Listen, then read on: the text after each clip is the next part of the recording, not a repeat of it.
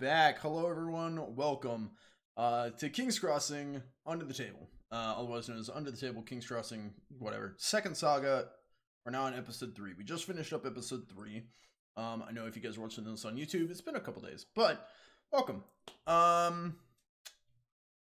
Let's talk campaign. So, from the 3 episodes you guys have gotten to partake in, I'm going to open it up to you guys first. This is an open discussion. What do you have? For each other, for me, and then I've got stuff for you guys as well, so go ahead. I mean, it was good. It was good to see how combat works, because that was new and different for sure. Yeah, Adis, I was expecting Adis to start with that, because we were just kind of mentioning it before. Oh, right. Adis, your thoughts, go. Yeah, continue the conversation. Note, yeah. Yes, on that note, I really enjoyed how that was kind of like a little taster for us, because I really did not understand what the combat system would look like for this. This has also been really helpful for me to kind of get a feel for how combat's going to work with the forge, the way that we have this all like kind of laid out. The system that we use for our games. Physically, like the system that we're using to do these things. And it was also a good opportunity for me to start using this a little bit and kind of get a feel for what I could. Can you hold that up to the camera? For those who weren't able to see in the game, that's what we were using, referencing little cheat sheet that technically goes on the GM screen. But it allows you to kind of have an idea of nice. Yes. Perfect. Thank you, Tough Nuts. Yeah. So there you can see like your attack actions, called shot, 1 action point. It tells you what it does. So that's what we're referencing during the game. If you see us all looking at our sheets. Yes. And as I was telling you, Adis, during the little intermission, I needed a good combat, because if anyone saw my first saga, we had 2 main combats during that first saga, and both of them went miserably. I messed them both up. It was entirely my fault. It wasn't really the player's fault. Granted, the players didn't know what they could do, and we didn't really get to slow down and have a mock, combat like we did today. So they didn't get to try out a bunch of stuff. They were just like, move, attack, But I also didn't get a chance to feel it out and get it done right. So this one I'm really happy about, because I feel like I actually got to do a real combat, and I did it right. And you guys came out on top. You guys came out victorious. Yeah. Not only that, you guys didn't kill him. You have a prisoner. Yes. He's hogtied on the back on the road. Yeah. Yeah. So yeah, combat. That's primarily what we got done this session, was really combat. I mean, it took. Yeah. We started a little late because you gave about a half-hour recap of the 2 episodes so far, and then about an hour of combat. So that left us.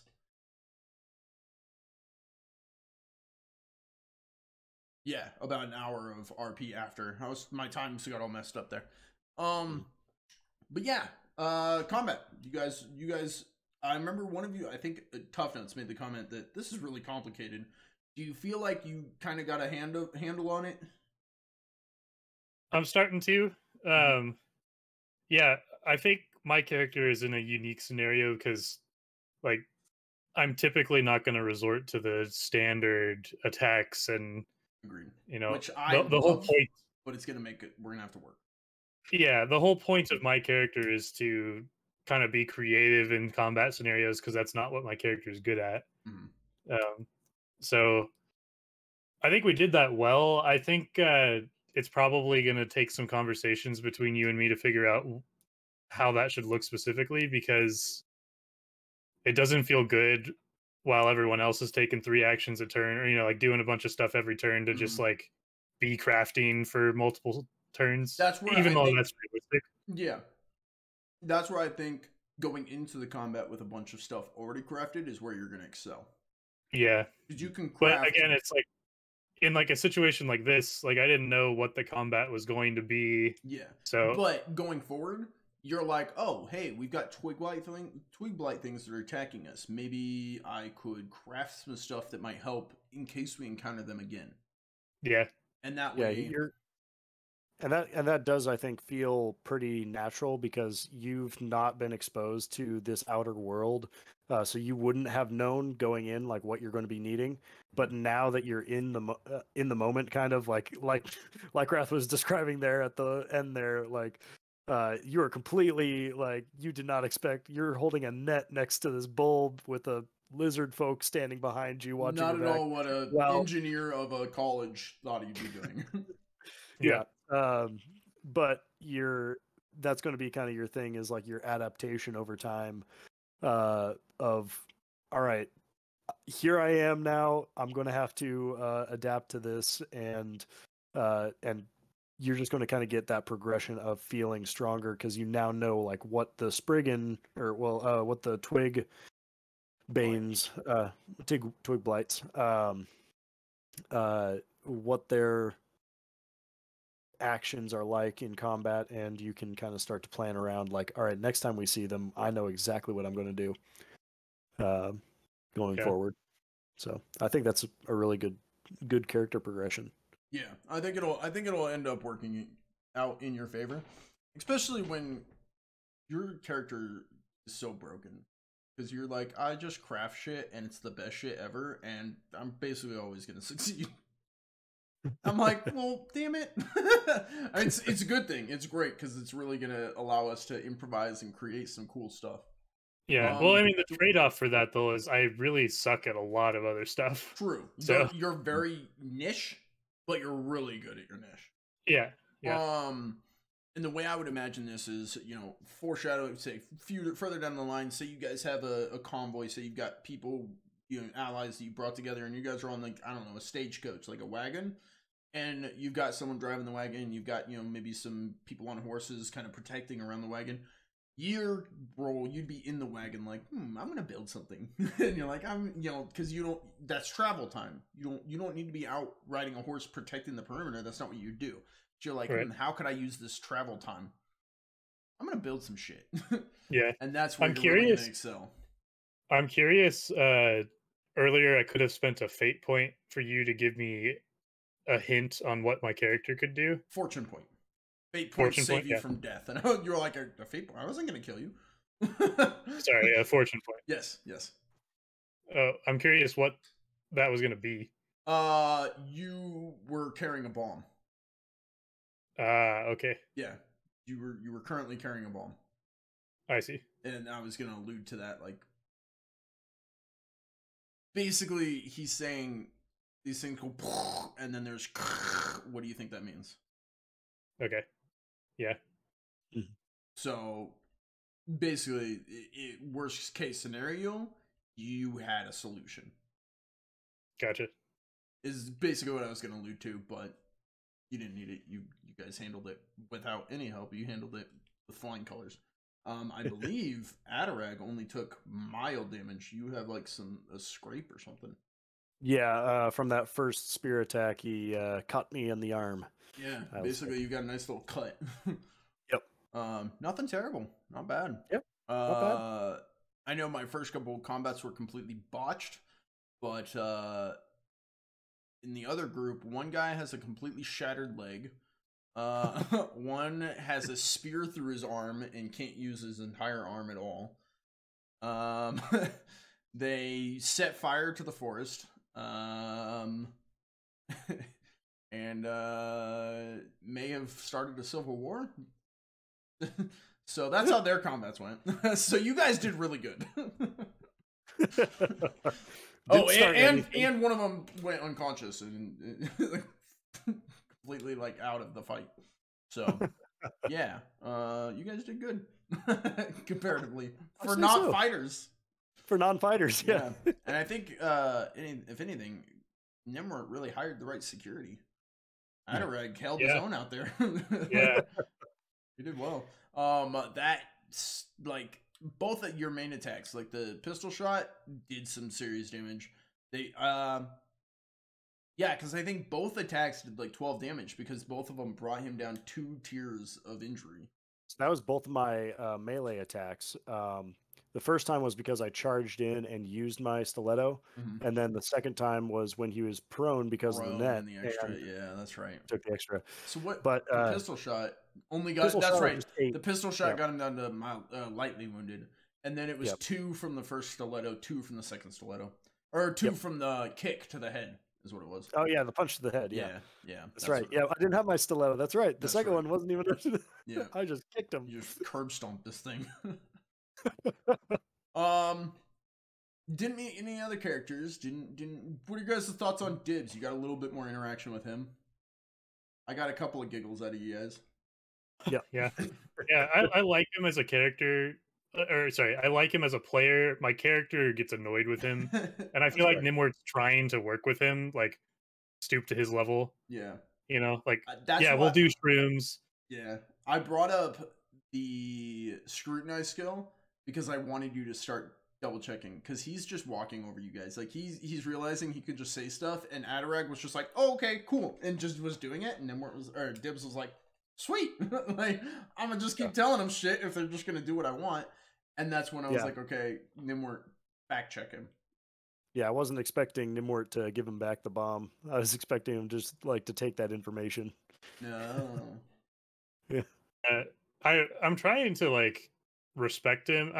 I'm kind of hoping that his character like actually has a motive. Like right now it's confusing because it's just like he's scared of the monsters, but other than that, like I can't really tell what he wants, like what he wants to do. And I think that would make the character more interesting is if like we started to understand his goals. Yeah.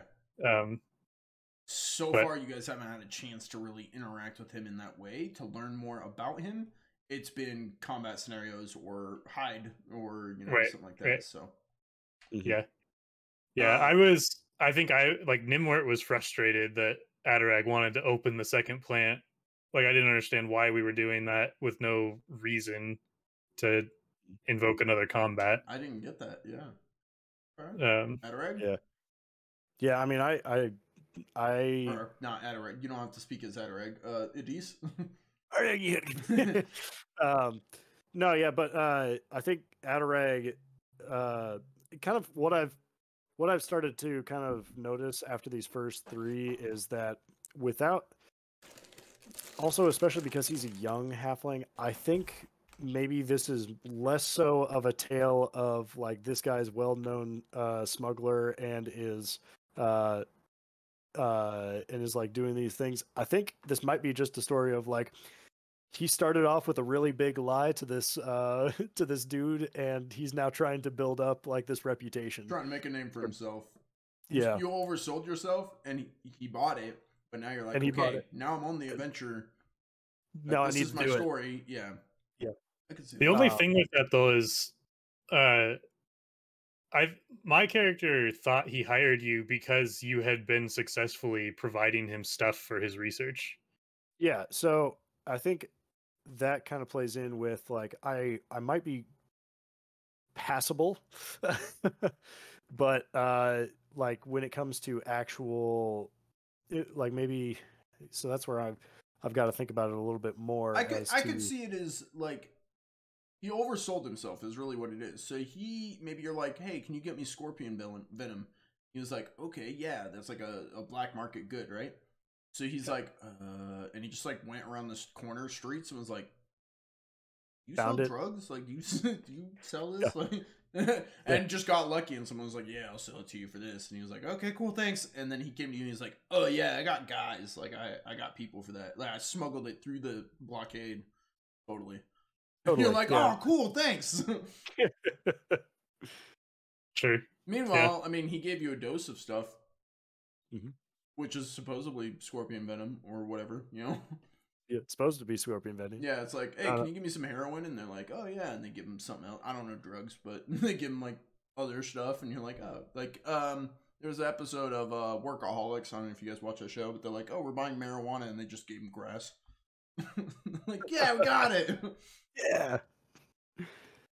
Yeah, so I think that's especially because of I've also kind of like shaped that because of the roles that I've been getting a little bit. Certainly it feels more like that's sort of the story. Like I'm not super good at these things yet, but I'm trying to make a name for myself in that. It's also how many smugglers does Gnimwirt really know? Yeah, probably You don't really have a lot of options. You're like, Yeah. all right, this kid will do. And that's why I've also been proclaiming that I'm a smuggler to everybody. I'm a trying to smuggler. overcompensate. Yeah. Please hire me. I need jobs.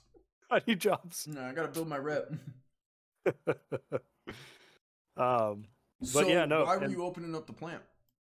So the reason why I was opening up the plant is I feel like my character is quite impulsive, just by his nature, and that's why he's like dug himself this hole of like trying to oversell himself. Yeah, but maybe you were like, I'm gonna take the initiative and get this one or something. Yeah, I'm trying to like make up for it, and that's kind of why my character's interactions with DIBS is like we just kind of feed off of each other's like let's do this sort of mentality. Yeah. But I think the reason why my character was why Adarag was doing that is because he is right now in the mindset of Griff's. This might be Griff's kid, and after seeing that one looked like an infection of some sort, maybe we can stop it before the infection takes place. So he was trying to open it up and try to get in there before the fungal infection takes hold of this person that's trapped in there. That makes sense to me. Does that? Yeah. So you guys have gotten through. Looking at time, you guys have gotten through 3 episodes so far in King's Crossing. Mm-hmm. Thoughts on the campaign as a whole, your journey so far together.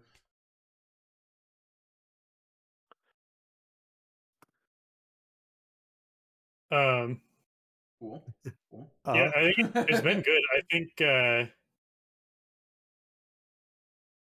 I mean, I don't know how long a season is or but I'm curious. It feels like we're moving through story pretty slow because we're being very thorough in the things we're doing. Yes. So I will say with yes. that, yeah, I mean, with that, like, I feel like my character would really like to like explore the story more and like go like move a little faster. But it's kind of we're doing it to ourselves too. So yeah, and combat took a while because we were learning a lot and figuring it out. Yeah, and that's fine. So that's going to be part of it. So I would expect next episode you're probably going to make some solid progress. I would assume.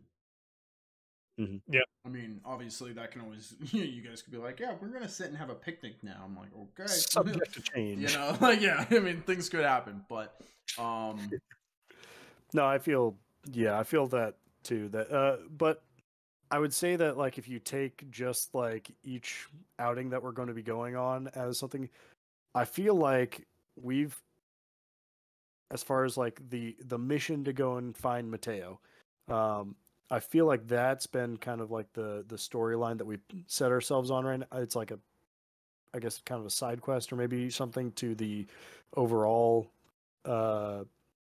what's going on in the world. But I think it still does give us like a good starting point, I guess. And I'd say you guys are still, like you said, I mean, you guys are trying to find Mateo. That's your current quest line, right? Yeah. You guys have learned a little bit. What have you guys learned about this so far? So far we found out that there, or at least Adarag, I don't know, did I convey that piece of information about the fungal infection? I may or may not have. Anyways, I don't think so, because you were looking at it and then you got interrupted when he was like, there's a mountain moving or something, I think. Yeah, he tapped me on the shoulder. That's right. Yeah. Yeah, so I haven't had a chance to share that information yet. So, but that being said, either way, like what have you guys learned so far? Yeah, Adarag's learned that this is some sort that they've been kidnapping these people, and they've been putting them into these bulbs, and there's some sort of infection that takes hold to create these twig blights. They've been kidnapping who? Children. Okay. And what is your current quest? To get Mateo. Mateo is a child. I feel like as far as storyline, you guys are learning stuff. So even in the middle of like this episode being combat and stuff, I feel like you guys still did get some good clues and actually made probably a breakthrough, I would say. Yeah. I think I don't feel closer to understanding where the children are. Like, it's weird that we saw them in the twig thing, but then when we try to inspect that closer, like, we didn't really learn anything more. So, like, I don't understand yet, and that's okay. And the voice is coming from not the twig thing, so where is it coming from? I tried to look for that, but haven't made sense of it yet. So I might be able to correct that because you definitely you rolled. Remember, I had you roll 2 awarenesses: one to keep an eye on the creature moving, and one to keep an eye on the twig things. You succeeded on the twig things, not on the creature moving. The twig things you learned about that. I saw them like closing DIBS, the plant. DIBS was telling one of you guys to kind of back up that information. DIBS was telling one of you guys about that. I think Gnimwirt. Yep. When they were closing up the thing, you heard the muffling from inside, and you heard the 2 creatures mocking it using the same voice. And then when you were talking to DIBS, DIBS was like, "Yeah, they take the little children. The children go, yeah, I want to eat," and then the creatures will go, "Yeah, I want to eat," with the same voice. And DIBS was kind of telling you that they do that, and you saw it for yourself. Okay. So okay, I guess I didn't pick up on that. Yeah, that's the voice. You should have picked up on it, so that's why I want to make sure that you get it, instead of just moving on and not. Maybe I didn't do a good job like storytelling it, so that's why I want to make sure that you're on this. That is information your character would have gained. Gotcha. That those creatures, those were the voices. The voice could have been coming from a child, could have been mimicked by these creatures because that's what they do. Gotcha. Yeah. So it's like it could be used to lure, to trap, someone help, and then a kid's like, "Oh, I'll help," and they run out there, and then they get grabbed. It's funny, every time that you go into that higher register, it cuts your mic out. Does it? Oh, God, I even... Hey, help! Da-da-da. Is it doing it now? Yeah. There you it's go. Cutting it out? Oh, no. No, it's good there. Okay. Yeah. Ah! Whatever. You get the idea. Yeah. So, yeah. Gnimwirt would have that information, so hopefully I explained that. Do you get it now? Does that make sense? Yeah, I think so. That's where the voices were coming from. Gotcha. Any other thoughts, questions, comments, concerns? Yeah, overall, it was a good session. I enjoyed it. Yeah, I think I'm starting to figure out the style of. I think Adarag is going to excel in combat when he can get a whole lot of debuffs on the enemy, because he has that melee that's just going to be nuts. That's the low blow. Oh my god, man! Stunning 80 melee attack. You just stun them. I'm like, that you're mean. Don't. That plus we got to deal with Haunts for shot. The haunts for a shot was crazy too. Yeah, you just get a full round of action before anyone else. My god. With inspiring words and litany of hatred, we got to look at those this session too, and that was cool. Yeah, buffs and buffs. Yeah. So like you could, even if like Gnimwirt, if you're not actively attacking, maybe you've already crafted some items you're prepping to use your net. You could also use inspiring words and like buff all your allies. Yeah. So that would, because that gives you guys, if you guys hadn't gotten the negative, that would just give you an extra bonus 1 to your damage threshold, and Adarag, you wouldn't have gotten hit by that attack. You wouldn't have taken damage. Yeah. Yep. So, yeah, it'll be cool. That injury made a big difference too. The injury, yeah, because he couldn't use his damage die, so he couldn't actually do any real damage to you. I was so mad about that because I already had it planned up on how I was gonna do hella damage. I was like, oh, I got plans, man. And they were all went out the window before he ever even got a turn. Yeah, you guys wiped the floor with it. I'm excited. I'm happy for it. Good job, everyone. This has been Under the Table, King's Crossing, second saga. So, thank you guys for tuning in. We'll see you in the next whatever we do. Bye!